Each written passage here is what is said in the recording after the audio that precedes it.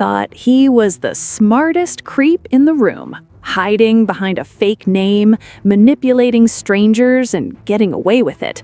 But what he didn't realize was that he had just walked straight into a trap so ridiculous, so over the top, that it ended with him snorting baking soda and running to a clinic with a bleeding nose. If you've ever wanted to see a creep get exactly what they deserve, you're going to love this story.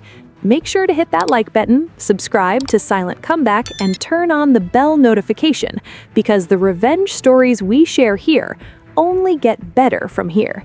Now, let's dive in.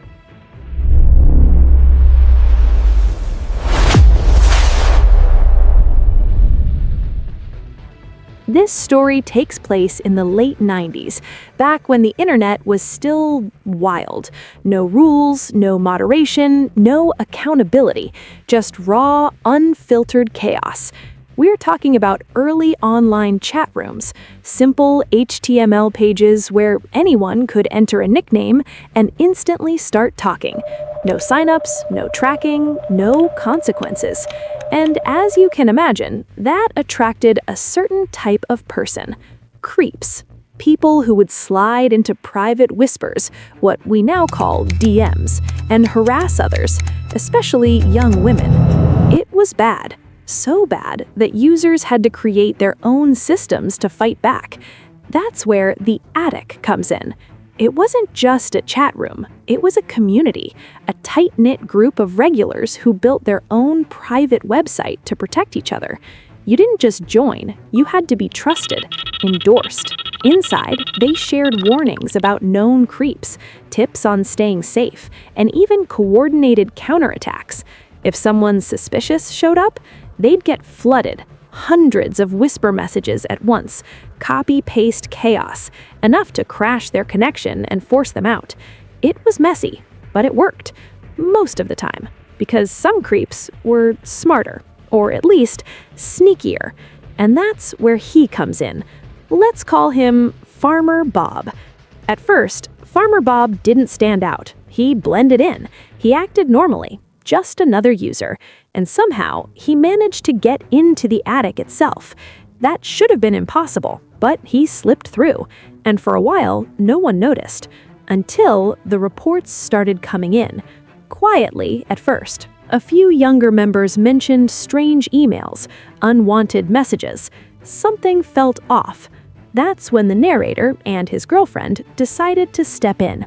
Now, his girlfriend, she wasn't just any member. She was known, respected, and feared. People joked that she was more evil than the devil when it came to dealing with creeps. So when she said, "Let's handle this," everyone trusted her. The plan was simple. She would pretend to be new, naive, easy to manipulate, and wait. It didn't take long. Farmer Bob took the bait, hook, line, and sinker. He started messaging her, testing boundaries, pushing just enough to see how far he could go. And she played along perfectly, curious, slightly clueless, just enough interest to keep him engaged. While behind the scenes, we were watching, analyzing, waiting. And the more he talked, the more he revealed. He claimed he was wealthy, owned a cattle farm, lived in a rural area, a big man according to him. But then cracks started to show. He contradicted himself, slipped up. At one point, even mentioned that his parents would be out of town, completely forgetting he had claimed to own the farm. And then came the weirdest detail of all.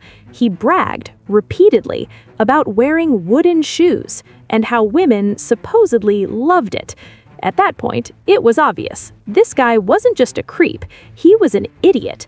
That's when everything changed, because instead of just exposing him, they decided to have some fun.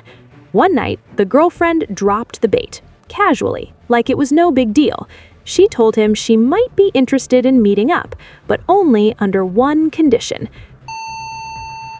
She added that it made her extra fun. Now, logically, this is where the guy should have backed off. But no, Farmer Bob doubled down. He admitted he couldn't afford it, which again completely contradicted his rich farmer persona. So now, not only was he a creep, he was desperate and predictable. That's when she went all in. She sent him a message so ridiculous, so obviously fake, that anyone with basic common sense would have seen through it instantly. She said, "Didn't you know if you mix 3 parts baking soda with 1 part vanilla sugar, it creates the same rush as but with a better aftertaste?" Silence. For a moment, they thought the game was over, that he'd realize, that he'd disappear. But then, he replied, completely serious. "Oh yeah, I forgot about that." At that moment, they knew this was going to be legendary. She told him to try it first, make sure the quality was good, before she would even consider visiting. And he agreed, no hesitation. They logged off that night, laughing, but also unsure. There was no way he'd actually do it, right? A couple of days passed, nothing. No messages, no activity. Maybe he figured it out after all. Maybe it was over. Then the email came. All caps, furious. "You made my nose bleed, you MFBITCH. I had to go to a clinic because of you." And just like that, it became real. He actually did it. But here's the thing. They didn't stop. They doubled down. Instead of admitting anything, they told him he must have done it wrong. Wrong ratio, wrong technique, user error. And somehow, he believed them. Now, the girlfriend took it even further. She created an entirely fake persona, claiming she was involved in producing amateur German films. Weird, niche stuff, the kind that sounded just believable enough to hook someone like him. And to prove it, they made a trailer. Picture this: low-quality camera, bad lighting, awkward acting, her younger brother pretending to be her, fully clothed, fake created by clapping wet hands behind the camera, random German-sounding nonsense being shouted. It was absurd, embarrassing, completely fake, and yet, to Farmer Bob, it was real. 100% real. He begged to buy the videos.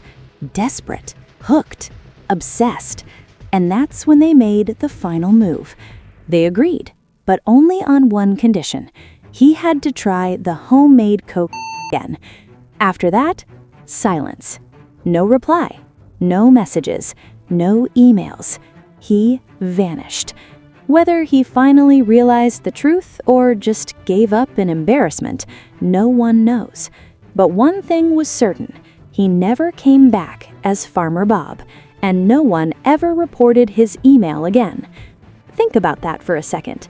This guy spent his time preying on others, thinking he was untouchable, hidden behind anonymity, untouchable, until he met the wrong people. People who didn't just block him, didn't just report him, but outplayed him at every step, until he humiliated himself, physically, mentally, and completely.